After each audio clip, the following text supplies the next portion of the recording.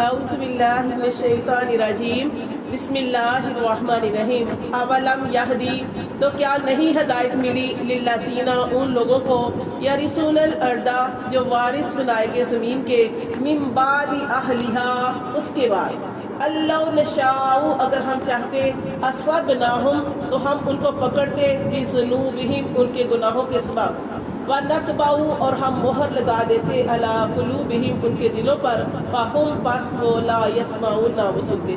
تو دیکھیں یہ اللہ تعالیٰ فرما رہے ہیں، اس سے پہلے اللہ تعالیٰ نے ذکر فرمایا کہ وہ لوگ جیسے پیچھے قوموں کے واقعات پڑھے ہیں کہ انہوں نے جھٹلایا تو اللہ تعالیٰ نے ان کو صفحہ ہستی سے اٹھا دیا۔ اللہ تعالیٰ نے بچا لیا کس کو؟ انبیاء کرام کو، اور انبیاء کرام کے ساتھ کچھ لوگوں کو، باقی سب کو اللہ تعالیٰ نے ختم کر دیا۔ اللہ فرماتے جو اس کے بعد آئے ان کو تو ہدایت ملنی چاہیے تھی، ان کو تو سبق حاصل کرنا چاہیے تھا کہ یہاں پہ اس بستی میں جو لوگ رہتے تھے اللہ نے ان کو کیسے ہلاک کر دیا۔ سبق حاصل کرنا چاہیے نا، کہتے ہیں نا کسی کے اوپر تکلیف آئے تو دوسرے کے لیے کیا ہونی چاہیے؟ عبرت۔ یہاں پہ زلزلہ آتا ہے ہم کہتے ہیں وہاں پہ زلزلہ آ گیا، ہم عبرت حاصل نہیں کرتے کہ ہمارے اوپر بھی آ سکتا ہے، ہم جہاں پہ رہتے ہیں ہمارے اوپر بھی تکلیف آ سکتی ہے، ہم عبرت حاصل نہیں کرتے۔ ہم کہتے کوئی مر گیا، ہم کہتے ہیں وہ مر گیا، بھائی ہم نے بھی تو مرنا ہے۔ وہ نے بتایا تھا یعقوب علیہ السلام کا واقعہ، کیا کہا تھا انہوں نے فرشتے سے کہ مجھے میری موت سے پہلے مجھے خبر دے دینا۔ تو فرشتہ اچانک آ گیا ان کے گھر، تو پھر انہوں نے کہا کہ مجھے تو میں نے آپ سے کہا تھا کہ مجھے خبر دے دینا۔ انہوں نے کیا کہا؟ فرشتے نے کہا، اسرائیل علیہ السلام نے کہا کہ میں نے تو کتنے ہی پیغام بھیجے، کہا مجھے نہیں ملے۔ تو انہوں نے کہا اسرائیل علیہ السلام نے نہیں ملے، آپ نے اعلان نہیں سنے، آج فلاں فوت ہو گیا، آج وہ فوت ہو گیا۔ یہ اعلان ہے، یہ خبر دی جاتی ہے، آج وہ مر گیا کل تم نے بھی مرنا ہے۔ کتنے ایسے لوگ ہوتے ہیں، کتنی ایسی عورتیں ہوتی ہیں چال پھیری ہوتی ہے، تھوڑی دیر بعد پتہ چلتا ہے وہ اس دنیا سے چلی گئی۔ موت ایمان والوں کے لیے رحمت ہے، اچانک موت، اور ان لوگوں کے لیے جو غفلت کی زندگی گزارتے ہیں ان کے لیے ہلاکت ہے۔ اب دیکھیں جو لوگ ایمان کے ساتھ ہے اور ان کو تکلیف آ جاتی ہے، جن کو جو ہر وقت ان کو یہ ہوتا ہے کہ ایک نماز پڑھی ہے اب دوسری نماز پڑھنی ہے، اب وہ اپنی تیاری رکھتے ہیں کہ نماز پڑھنے کا ٹائم ہو گیا، اپنے کاموں کو سمیٹ لیا ہے، لیکن اس کو موت آ گئی، اچانک موت آ گئی، تو اس کے لیے رحمت ہے۔ کیوں؟ اللہ نے اس کو عذابوں سے بچایا، اس عذاب سے یہ ہاسپٹل میں جاتی تکلیفیں ملتی، اللہ تعالیٰ نے اس کو اس عذاب سے بچایا اور اللہ تعالیٰ آسانی سے لے گیا۔ اللہ تعالیٰ اس کے لیے آگے رحمت ہی رحمت ہے۔ قبر بھی اس کا انتظار کر رہی ہے، قبر بھی اس کا انتظار کر رہی ہے، آسمان کے دروازے کھلنے کے لیے انتظار کر رہے ہیں، اور اس کے لیے جنت کی شادہ کر دی جاتی ہے۔ لیکن وہ عورت یا وہ مرد جو دنیا میں غفلت کی زندگی گزارا تھا، جس کے سامنے اذان ہوئی، اس نے کہا پڑھ لوں گا نماز، کل پڑھ لوں گا، جمعے کو پڑھ لوں گا، بے خبر زندگی، غفلت کی زندگی گزاری اور نیکی کی توفیق نہیں ملی، وہاں اگر اس کی موت جو ہے وہ آ گئی، موت کا وقت آ گیا، تو وہ آگے کیا لے کے گیا یا کیا لے کے گئی؟ اس لیے یہ ہر وقت اپنے آپ کو تیار رکھنا چاہیے۔ نبی پاک صلی اللہ علیہ وسلم کی حدیث کا مفہوم ہے دنیا میں ایسے رہو جیسے مسافر رہتا ہے۔ مسافر کیسے ہر وقت سفر کرنے والا اپنے ساتھ اپنا سامان رکھے گا کہ ابھی جہاز آ جائے گا، ابھی گاڑی آ جائے گی، اس میں جاؤں گا۔ ہمیں بھی ایسے ہی اپنے ساتھ اپنے اعمال کی تیاری رکھنی ہے، پتہ نہیں کب موت آ جائے، کیسی موت آ جائے۔ تو یہ ساری چیزیں ہیں کہ ایمان والوں کے لیے ہدایت ہے اور کافروں کے لیے اچانک موت جو ہے وہ ہدایت، وہ ان کے لیے جو ہے وہ غفلت کی زندگی گزار کے گیا تو آگے بھی عذاب ہے، ایمان والوں کے لیے رحمت ہے۔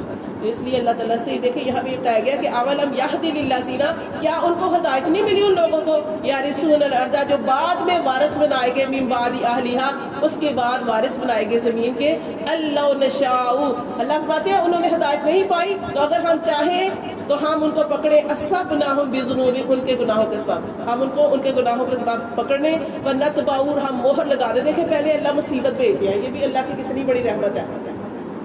کیا رحمت ہے؟ کسی پریشانی کا آ جانا، کسی بیماری کا آ جانا، کسی تکلیف کا آ جانا، کسی غم میں مبتلا ہو جانا، یہ اللہ کی رحمت ہے۔ جب ہمارے گناہ بہت زیادہ بڑھ جاتے ہیں، اللہ یا انسان اللہ سے دور ہو جاتا ہے، تکبر کرنا شروع کر دیتا ہے، جب انسان اللہ سے دور ہوتا ہے تو اللہ انسان کو مصیبت میں گرفتار کر دیتے ہیں، پریشانی میں ڈال دیتے ہیں۔ پتہ کیوں؟ تاکہ اکثر لوگ جو ہوتے ہیں پریشانی میں اللہ کی طرف رجوع کرتے ہیں. بہت تھوڑے سے لوگ ہوتے ہیں جو غافل ہو جاتے ہیں، ورنہ زیادہ تر لوگ جو ہیں وہ پریشانی میں اللہ کی طرف چلے جاتے ہیں. اس لیے اللہ تعالیٰ پریشانی بھیجتے ہیں، شاید میری بندی، شاید میرا بندہ میری طرف آ جائے، جھک جائے اور اللہ سے معافی مانگ لے اور اللہ سے کہ اللہ اب نہیں کروں گی، اللہ یہ پریشانی دور کر دے، اللہ یہ بیماری دور کر دے. اس لیے اللہ تعالیٰ بھی بیماری بھیجتے ہیں. اور دوسری صورت کیا ہوتی ہے؟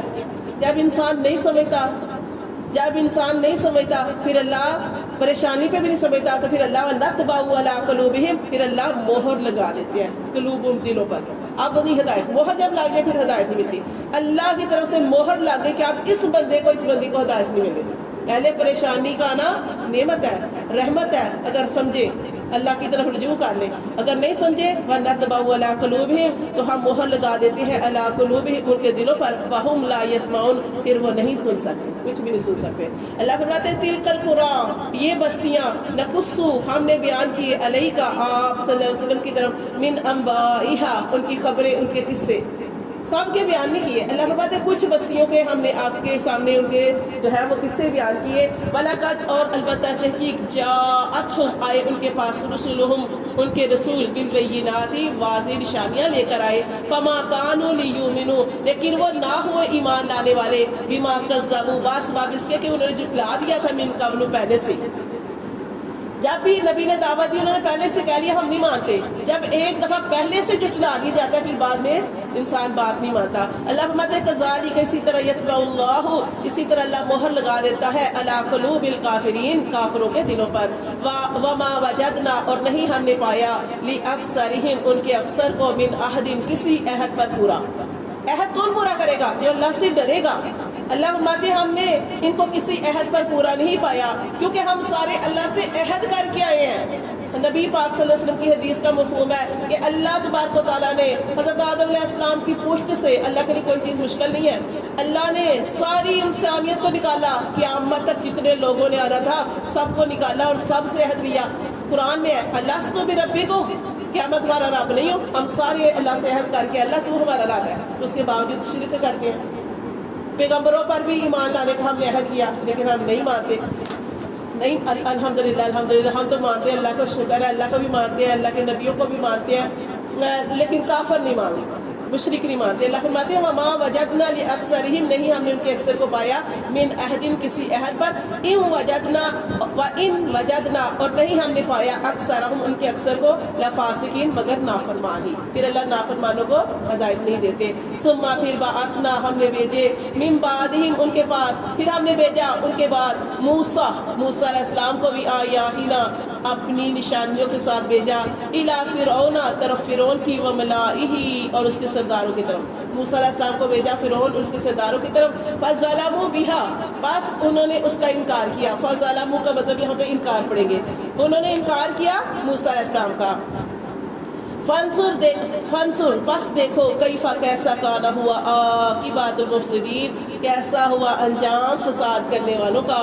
کیسا ہوا آگے ہم پڑھیں گے انشاءاللہ. کیا کیا تھا اللہ تعالیٰ نے قوم فرعون کے ساتھ، کیا معاملہ ہوا تھا؟ فرعون کو اللہ نے غرق کر دیا. اللہ فرماتے ہیں وقال موسیٰ، اور کہا موسیٰ علیہ السلام نے، یا فرعون، اے فرعون، انی رسول من رب العالمین، میں رسول ہوں رب العالمین کی طرف سے تمہاری طرف بھیجا گیا ہوں. حقیق، یہ لائق ہے میرے، اللہ، یہ کہ اللہ اقولا، کہ میں نہ کہوں اللہ، اللہ پر، الا الحق، مگر حق بات کہوں، میں اللہ کے اوپر سچ بات کہوں. قد جئتکم، تحقیق تمہارے پاس لایا ہوں، ببینات، واضح نشانیاں، من ربکم، تمہارے رب کی طرف سے. فارسل، پس بھیج دے، معیا، میرے ساتھ، بنی اسرائیل کو. اب وہ پہلے تو اس کو دعوت دے رہا ہے، فرعون کو دعوت دی جا رہی. موسیٰ علیہ السلام اللہ کے نبی فرعون کو دعوت دے رہے، کیونکہ اللہ کو حکم تھا کہ موسیٰ علیہ السلام تم اور تمہارے بھائی جاؤ اور فرعون کی طرف جاؤ. اور اللہ تعالیٰ نے اتقاء ارشاد فرمایا میں تمہارے ساتھ ہوں، میں تمہیں دیکھتا ہوں بھی اور تمہیں سنتا بھی ہوں، جو تمہاری بات چیت ہوگی وہ میں دیکھوں گا اور سنوں گا بھی. موسیٰ علیہ السلام اپنے بھائی کے ساتھ فرعون کے دربار میں چلے گئے، اسے دعوت دی، وہ نہیں مانا. جب وہ نہیں مانا تو موسیٰ علیہ السلام نے کہا کہ نہیں تم میری بات مانتے تو یہ بنی اسرائیل کو میرے ساتھ بھیج دو. بنی اسرائیل کون تھے؟ یہ آل یعقوب تھے، یعقوب علیہ السلام. اب یہ شام میں رہتے تھے نا پہلے. بنی اسرائیل کہاں رہتے تھے؟ شام میں. آپ سمجھنے بات آگے سورہ یوسف کی ہم نے پڑھنی ہے. یہ شام میں رہتے تھے بنی اسرائیل. اب کیا ہوا کہ جب یوسف علیہ السلام، آپ جانتے ہیں کہ کیا ان کے ساتھ معاملہ ہوا، یہاں تک کہ وہ مصر میں پہنچ گئے، مصر میں رہے، پھر مصر کے بادشاہ بنا دیے گئے۔